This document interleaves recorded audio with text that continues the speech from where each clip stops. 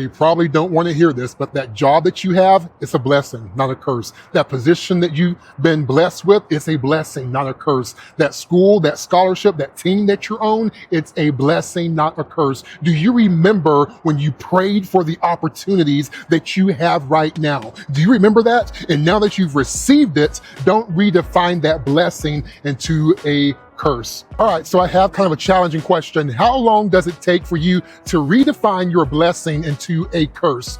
You know, we're about to go into Bible study right now with our guys. We're talking about Moses and how the Israelites really challenge his leadership. God brings the Israelites out of Egypt with miracles, signs, and wonders that they have never seen in their lifetime, favor that they couldn't earn, probably didn't deserve, and God does awesome things for them. But the moment that they experience some challenges or inconvenience, they redefine their blessing into a curse. Example, God brings them out of Egypt and they face the Red Sea, and all of a sudden they think that God is against them. God parts the Red Sea, and 3 days later they run out of water, and all of a sudden they're angry and complaining about God about that. The next example, God rains down manna, bread from heaven, and they get tired of eating that, so they say that they want the Egyptian food from their oppressors. God gives them water from a rock, and then the next time they encounter that same challenge, they complain as if God never did a thing for them. So here's the one that actually gets me. They make it to the promised land, and God leads them there, sends spies into the land, and they bring back a negative report,